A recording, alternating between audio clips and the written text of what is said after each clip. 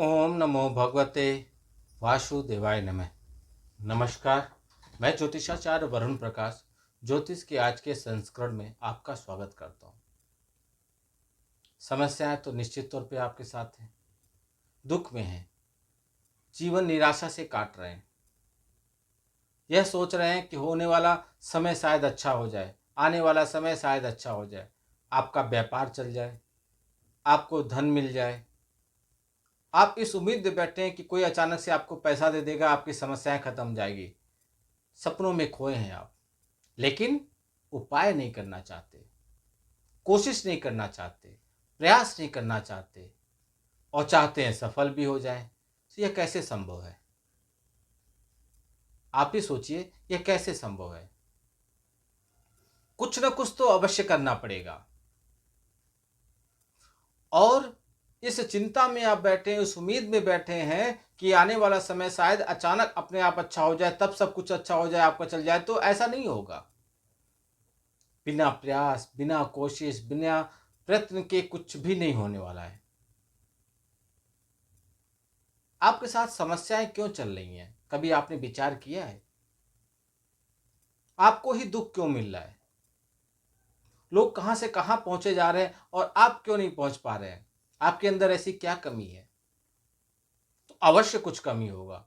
कमी है आपके प्रयास करने में, कमी है आपको ईमानदार होने में, कमी है दूसरों को जब किसी की तारीफ होती है, अरे ऐसा ही था, हम जानते हैं, कभी ऐसा घूमता था। ये सब भावनाएं मन से निकाल दीजिए। इस जीवन में, इस कलयुग में लोग इसलिए नहीं दुखी होते हैं कि उनके पास दुख है। इसलिए दुखी हो जाते हैं कि सामने वाला खुशी कैसा है, सामने वाला खुश कैसा है, उन्नति कैसे कर रहा है। अरे छोड़िए उसको, वो उसका भाग्य है। आप अपने बारे में सोचिए, आप अपने लिए प्रयास कीजिए। आप बड़े से बड़े जो जो प्रवचन करते हैं, जो धर्म की कथाओं का आप मेला लगाते हैं, कथाएं सुनाते हैं, वो कथाओं में एक चीज बोलते हैं, अक्सर सुनते होंगे, अरे धन का मोह छोड़ दीजिए, ईश्वर के शरण में जाइए, धन का लाभ मत कीजिए, धन आपको कुछ नहीं दिलाएगा। लेकिन वह कथा के लिए जब बुकिंग होती है उनकी, वो भी 30 लाख, 35 लाख, 50 लाख में बुकिंग होती है। वो धन के लिए ही प्रवचन करते हैं और आपको ज्ञान देते हैं कि धन के लोभ में मत रहिए, उन चीजों पे मत जाइए, उन चीजों को सुनने से आपको कुछ लाभ नहीं मिलेगा। परिवर्तन करिए अपने अंदर, अपने आप को झांकिए, अपने बारे में समझिए, अपना जीवन के बारे में अध्ययन कीजिए। आप क्या हैं, कैसे हैं, आप कौन हैं? ईश्वर ने आपको एक इंसान के रूप में, मनुष्य के रूप में धरती पर जन्म दिया है। सोचिए कितना बड़ा सौभाग्य आपको दिया ईश्वर ने। उसका पुण्य कीजिए, उसको सही मार्ग में लगाइए। 1 रुपया कमाते हैं, उसका एक अंश भी आप दान कीजिए, सेवा कीजिए, परोपकार कीजिए, इससे आपको लाभ मिलेगा। और बिना प्रयत्न किए, बिना कोशिश किए तो आपको लाभ नहीं मिलेगा। इसलिए मैं कहता हूँ, इसलिए हम लोग सोशल मीडिया पे हैं, इसलिए हैं कि हम जहाँ बैठे रहेंगे हमारे पास ज़्यादा लोग नहीं आ पाते, तो आप तक पहुँचे, हम स्वयं पहुँचे और आपको आपकी समस्याओं का समाधान बताएं। आपको इस चीज का डर सताता है कि हम जिस ज्योतिषाचार्य से संपर्क करें, ऐसा न हो कि हम ठगे जाएं। दुनिया में सब गलत नहीं होते। बहुत लोग ऐसे होते हैं, 10 दिन पूजा किए और उनको नहीं सकारात्मक परिणाम मिला तो कहते हैं ईश्वर ने हमारा सुना नहीं, मैं कल से पूजा नहीं करूंगा। ऐसा नहीं है। निरंतर प्रयत्न करना है, प्रयास करते रहना है। आप ऐसे समझिए कि आप ईश्वर तक अपनी बात पहुंचा रहे हैं, मंत्रों को जप कर रहे हैं, तो क्या आपको एक माला जपने पे आवाज वहां तक पहुंच जाएगी? बिल्कुल नहीं। पहले तो जप करने के बहुत नियम है। मंत्रों को उत्कीर्णत आपको कीलित करना पड़ेगा, उत्कीलन करना पड़ेगा। जहां बैठे हैं, पूजा की वेदी का बहुत नियम है, उसके शुद्धिकरण, माला के शुद्धिकरण, अब आत्मरक्षा का करने बहुत कुछ नियम है। उसके बाद मंत्रों का जप किया जाता है, लेकिन इस विषय में डिटेल में नहीं जाता हूं। तो अगर आप एक माला जप लिए और ईश्वर के तक आपकी बात पहुंच जाए तो ऐसा नहीं है। आपकी जो मंत्र निकलता है वो तरंगों के रूप में धीरे धीरे आगे बढ़ता है। जैसे आप तालाब के किनारे बैठ जाइए, उसमें एक कंकड़ डालिए, तो देखिए गोल गोल गोल गोल तरंगे बनती हैं। बीच में जाके वो तरंगे समाप्त हो जाती हैं। उन तरंगों को समाप्त होने से पहले आपने दूसरा पत्थर डाल दिया, तो वो क्या करेंगी, पीछे वाले तरंगों को थोड़ा सा पुश करेंगी, वो तरंगे थोड़ा और आगे बढ़ेंगी। उसी बीच में तीसरा आ गया, चौथा आ गया, पांचवा आएगा। ऐसा होते होते एक समय ऐसा आएगा कि वो तरंगे एकदम किनारे पे, छोर पे पहुंच जाएंगी। ऐसे ही मंत्र हैं, जब आप लगातार प्रयत्न करेंगे, तो वो मंत्र एक समय ईश्वर तक पहुंच जाएगी आपकी बात। तब जाके ईश्वर का आशीर्वाद, जब उनके तक बात ही नहीं पहुंचा पा रहे हैं आप, तो कैसे होगा।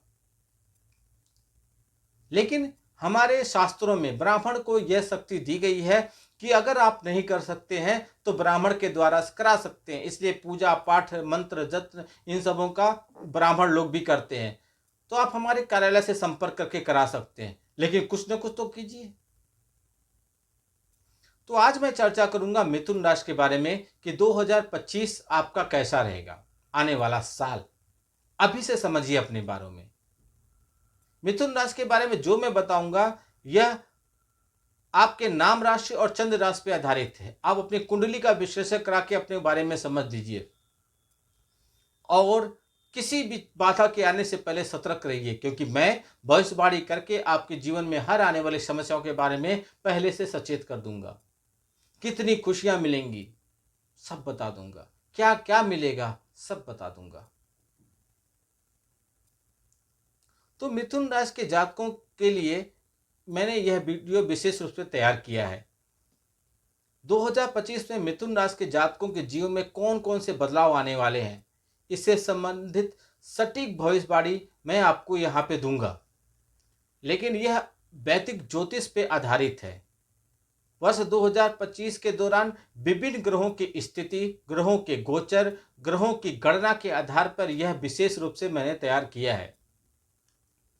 मिथुन राशि 2025 के अनुसार आपके जीवन में किस तरीके का बदलाव आएगा, इन सब पे ध्यान में रखते हुए यह वीडियो को विस्तार पूर्वक आप देखिए, बिना स्किप किए अंत तक देखिए। और अगर अभी आप हमसे जुड़े हैं तो सब्सक्राइब करना, फॉलो करना मत भूलिए। सबसे पहला समझिए आर्थिक जीवन कैसा होगा आपका। तो यदि आर्थिक दृष्टिकोण से देखा जाए तो मिथुन राशि 2025 आने वाला साल यह भविष्यवाणी करता है कि यह वर्ष आपको मिश्रित परिणाम देगा। वर्ष की शुरुआत में देवगुरु बृहस्पति महाराज आपकी राशि में द्वादश भाव में विराजमान रहकर आपके खर्चों को बढ़ाएंगे। भले ही अच्छे और धार्मिक कार्यों पर खर्च क्यों न हो, लेकिन खर्चे आपके बढ़ेंगे। मंगल महाराज दूसरे भाव में स्थित होकर आमदनी में वृद्धि करेंगे, लेकिन शनि महाराज नवम भाव से एकादश भाव पर दृष्टि डालेंगे, जिससे आपके आमदनी के साधन जो भी हैं, आमदनी के स्रोत, उसमें बढ़ोतरी होगी। मार्च के महीने में शनि महाराज दसम भाव में आकर द्वादश भाव को देखेंगे, जिससे आपके खर्चों में कुछ हद तक कमी आने लगेगी। बृहस्पति महाराज मई के महीने में ही आपके प्रथम भाव में आ जाएंगे। यह समय आर्थिक स्थिति को मजबूत करने वाला रहेगा और धीरे धीरे वर्ष 2025 आपको आर्थिक लाभ प्रदान करेगा। राहु के नवम भाव में आ जाने से लंबी यात्राओं के योग बनेंगे, जिन पर खर्च होगा, पर इनसे आपको सुख की प्राप्ति भी होगी, आपको सुख मिलेगा। स्वास्थ्य कैसा रहेगा, क्योंकि जान है तो जहान है। उत्तम स्वास्थ्य है तो आप कुछ भी कर सकते हैं। मिथुन राशि वालों, 2025 का वर्ष स्वास्थ्य के लिए शुरुआत में कुछ कमजोर रहेगा, क्योंकि शनि महाराज बुध के छठे भाव में होने से स्वास्थ्य समस्याएं बढ़ा सकते हैं। इसके बाद सप्तम और अष्टम भाव में बुध का गोचर स्वास्थ्य के दृष्टिकोण से कमजोर रहेगा। ऊपर से दूसरे भाव में मंगल महाराज और द्वादश भाव में बृहस्पति महाराज के होने से स्वास्थ्य समस्याएं आपको अपनी पकड़ में ले लेंगी, स्वास्थ्य समस्याएं घेर लेंगी, इसलिए सावधानी अवश्य रखिएगा। हालांकि अच्छी बात यह होगी कि शनि महाराज मार्च के अंत में द्वादश भाव में आ जाएंगे और बृहस्पति महाराज आपके प्रथम भाव में आ जाएंगे, जिससे स्वास्थ्य समस्याओं में कमी आएगी। आपको अपने स्वास्थ्य का या बहुत तेल वाला वसायुक्त पदार्थों, ज़्यादा तेल, भुना, पकौड़ी सकौड़ी, ये सब चीज़ें मत खाइए। आपको सावधान रहना पड़ेगा, नहीं तो आपके अंदर मोटापा बढ़ने की समस्या आएगी आप डायबिटीज, मधुमेह जैसी किसी बीमारी के शिकार हो सकते हैं। अपनी दिनचर्या को दुरुस्त बनाए रखने के लिए, तंदुरुस्त रखने के लिए आप प्रयास कीजिए। कैरियर कैसा होगा 2025 आपके लिए मिथुन राशि वालों?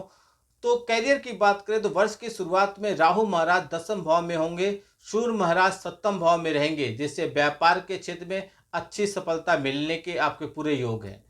7वें भाव और 10वें भाव में स्वामी बृहस्पति महाराज के पूर्वार्ध में आपके 10वें भाव में रहेंगे, जिससे विदेशी व्यापार संबंधी मजबूत होंगे। आपके विदेशी व्यापार में सफलता का योग बनेंगे। नौकरी करने वाले जो भी जातक हैं, उनके काम के सिलसिले में एक जगह से दूसरी जगह यात्रा करनी पड़ सकती है। विदेश यात्रा के भी योग बन रहे हैं। इसके बाद शनि महाराज आपके 10वें भाव में आ जाएंगे, जिससे पूरे वर्ष आपको कठिन मेहनत करने के लिए तैयार रहना होगा। हालांकि अच्छी बात यह है कि अपनी जितनी मेहनत आप करेंगे उससे आपको सफलता उससे ज़्यादा मिल जाएगा। फिर भी यह कहा जा सकता है यह वर्ष आपको कठिन मेहनत करने के लिए हमेशा तत्पर रहना है, तैयार रहना है। बृहस्पति महाराज प्रथम भाव में बैठकर कार्यों में सफलता अवश्य आपको दिलाएंगे। शिक्षा, जो लोग प्रतियोगी परीक्षा की तैयारी कर रहे हैं वो हमारे कार्यालय से सिद्ध किए हुए कलम मंगा लीजिए, और उससे जो भी आप प्रतियोगी परीक्षा की तैयारी करेंगे या अध्ययन करेंगे, आपकी स्मरण शक्ति बढ़ जाएगी, सफलता के प्रतिशत बढ़ जाएंगे। मिथुन राशि के विद्यार्थी वर्ग के लिए 2025 काफ़ी हद तक अनुकूल रहेगा। आपको उच्च शिक्षा में अत्यंत सफलता मिलने का योग बन रहा है। जहां भी आप पढ़ाई कर रहे हैं वहां आपका प्रदर्शन काबिल तारीफ होगा। विद्यार्थियों को अपनी अध्ययन के हिसाब से अनुकूल परिणाम मिलेगा। हालांकि वर्ष की शुरुआत में मंगल महाराज जी का दृष्टि पंचम भाव में होने से बीच बीच में कुछ व्यवधान भी आएंगे। इसके बाद मई के महीने से देवगुरु बृहस्पति आपके राशि में प्रवेश करेंगे, तब वहां से आपके पंचम भाव, सप्तम भाव और नवम भाव को देखेंगे, जिससे शिक्षा के क्षेत्र में जुड़ी हुई सभी समस्याएं दूर हो जाएंगी। आप एक कुशल विद्यार्थी के रूप में अपनी जगह बनाने में कामयाब होंगे। आपको शिक्षा के प्रत्येक क्षेत्र में सफलता मिलेगी। आप कुछ नया भी पढ़ना पसंद करेंगे। इसके साथ ही आपको गुरुओं का मार्गदर्शन मिलेगा और उनका आशीर्वाद मिलेगा, जो आपकी सफलता में बहुत ज़्यादा सहयोगी होगा। पारिवारिक जीवन, मिथुन राशि वालों 2025 पारिवारिक जीवन के लिए शुरुआत में कठिन रहेगा। चतुर्थ भाव में केतु और 10वें भाव में राहु महाराज के उपस्थित होने के कारण परिवार में सुख कम मिलेगा और परिजनों के माध्यम से आपस में अशांति और असंतुलन का आपको अंदर कमी नजर आएगी। यही नहीं, वर्ष की शुरुआत में मंगल महाराज भी आपके दूसरे भाव में कर्क राशि में होंगे, जो उनके लिए नीच राशि है। ऐसे में कटु वचन और गलत बयानबाजी से आपके आपस में तनाव और टकराव की स्थिति बनेगी। हालांकि मई के मध्य में जब राहु महाराज आपके नवम भाव में और केतु महाराज आपके तीसरे भाव में चले जाएंगे, तब इन परिस्थितियों में कमी आएगी। परिवार का माहौल शांतिपूर्वक रहेगा। भाई बहनों से आपके संबंध धीरे धीरे मधुर होंगे। हालांकि उन्हें कुछ समस्याएं हो सकती हैं, इसलिए आपको उनकी मदद समय समय पर करनी चाहिए। यह वर्ष विशेष रूप से पिताजी के स्वास्थ्य का आप विशेष ध्यान दीजिएगा। वैवाहिक जीवन कैसा रहेगा आपका? मिथुन राशि वालों 2025 वैवाहिक जातकों के लिए वर्ष की शुरुआत थोड़ी कमजोर रहेगी, क्योंकि सप्तम भाव में सूर्य महाराज आपके जीवन साथी के मन में अहम की भावना पैदा कर देंगे, जो आप दोनों के मध्य तनाव और टकराव की स्थिति उत्पन्न कर देगी। लेकिन फरवरी के बाद धीरे धीरे स्थितियों में सुधार आएगा। आपको भी अपने कड़वे वचन बोलने से बचना होगा, अन्यथा स्थितियां दिन प्रतिदिन विपरीत हो सकती हैं। सप्तम भाव के स्वामी देवगुरु बृहस्पति वर्ष की शुरुआत में द्वादश भाव में रहेंगे, जिससे जीवन साथी के साथ धार्मिक कार्यक्रमों में आप भाग लेंगे, धार्मिक यात्राओं पे आप जाएंगे।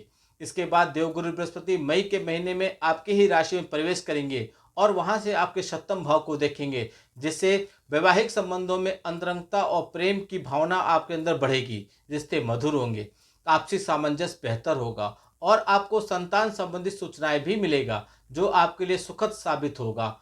इस प्रकार यह वर्ष आपके लिए उत्तरार्ध में अच्छा रहेगा। यदि आप किसी से प्रेम करते हैं, अविवाहित हैं, तो आपके लिए मिथुन राशि वालों 2025 प्रेम संबंधों के लिए अनुकूल रहेगा। पंचम भाव के स्वामी शुक्र महाराज वर्ष की शुरुआत में ही आपके नवम भाव में रहेंगे, जिससे प्रेम दिन पर दिन बढ़ेगा। आपके बीच रोमानियत बढ़ेगी। आप अपने प्रीतम के साथ दूर दराज के क्षेत्रों में खूबसूरत स्थानों की सैर पर जाएंगे और एक दूसरे के साथ ज़्यादा से ज़्यादा समय बिताएंगे। इसके बाद मई के महीने में जब बृहस्पति महाराज आपकी राशि में प्रवेश करेंगे और वहां से आपके पंचम भाव को देखेंगे तो आपका प्रेम बढ़ेगा, एक दूसरे पर विश्वास बढ़ेगा, समर्पण बढ़ेगा और आप एक दूसरे को ज़्यादा तवज्जो देंगे तथा आप अपने रिश्तों को लेकर अलर्ट रहेंगे, संजीदा रहेंगे। इस वर्ष आपको प्रेम विवाह के योग बनने वाले हैं, इसलिए आप जिनसे प्रेम करते हैं उनके प्रति प्रेम का प्रस्ताव देने से आपका रास्ता खुल जाएगा और आप खुशी खुशी अपने प्रीतम के साथ विवाह संबंध में बैठ सकते हैं, बंध सकते हैं। उपाय उपाय कीजिए, उपाय ही आपको रास्ता दिलाएगा, उपाय ही आपकी समस्याओं से आपको मुक्ति दिलाएगा। पहला उपाय, आपको बुधवार के दिन गौ माता को साबुत मूंग की दाल अपने दोनों हाथों से खिलाना चाहिए। अच्छी गुणवत्ता का पन्ना रत्न चांदी की अंगूठी में जड़वाकर अपनी कनिष्ठा उंगली में बुधवार के दिन अभिमंत्रित करके धारण कीजिए। शनिवार के दिन दिव्यांग जनों को भोजन कराने से आपके सभी कार्यों में आ रही व्यवधान दूर होंगे, आपको सफलता मिलेगी। शुक्रवार के दिन माता लक्ष्मी के मंदिर में लाल गुड़हल का पुष्प चढ़ाने से आर्थिक समृद्धि आपकी बढ़ेगी। 2025 सारांश में बताऊं तो आपके लिए कैसा रहेगा, तो 2025 आपके लिए कुल मिलाकर अनुकूल रहेगा, अनुकूल परिणाम देगा। हमसे लोग पूछ रहे हैं कि कौन कौन सा महीना गुरुजी विशेष तौर पे अच्छा रहेगा, तो उत्तर मार्च का महीना यह रहेगा। मतलब उत्तर यह है कि मार्च का महीना मिथुन राशि के जातकों के लिए बहुत अनुकूल रहेगा। स्वास्थ्य के दृष्टिकोण से आपके लिए मिश्रित परिणाम लेकर आएगा यह महीना। यह था मिथुन राशि का 2025 आने वाला साल कैसा होगा। वीडियो बनाने का मकसद है आप अपने बारे में समझिए, अपने राशि के बारे में समझिए, अपने जीवन के बारे में समझिए, कुंडली का विश्लेषण करा के अपने जीवन के हर एक पहलू के बारे में पहले से समझ जाइए। यानी कि अपने जीवन आपका समय आने वाला कैसा होगा इसके बारे में आप पहले से समझ जाइए। हर तरह का बचाव उपाय आप करते रहिए, समस्याएं बिल्कुल नहीं आएंगी, मैं गारंटी दे रहा हूं, समस्याएं नहीं आएंगी। आप की जो समस्या आएंगी आप उसका समाधान तो पहले कर लिए रहेंगे और समय समय पर करते रहेंगे, इसलिए समस्याएं बिल्कुल नहीं आएंगी। प्रगति के मार्ग पे आप आगे बढ़ेंगे, खुशी खुशी जीवन व्यतीत होगा, हर तरह से सफलता आपको मिलेगी। सभी लोग सफल हों, सबका लाभ हो, इसलिए वीडियो को बहुत लोग तक पहुंचाइए, शेयर कीजिए, फॉरवर्ड कीजिए, जिससे लोग लाभ उठाएं। लोग अगर लाभ उठाते हैं आपके द्वारा फॉरवर्ड किए हुए, शेयर किए हुए वीडियो से, तो समझिए आपने अच्छा पुण्य किया और आपका ऑरा मजबूत होगा। और उनके द्वारा अगर इस वीडियो से लाभ में उठाया जाता है तो आपको भी उनके लाभ से कुछ प्रतिशत पुण्य मिलेगा। कर्म कर रहे हैं ना आप, कर्म का लाभ तो अच्छा ही मिलेगा। आपका दिन शुभ हो, भगवान भोलेनाथ का आशीर्वाद आप पे बना रहे। नमस्कार, जय श्री राम।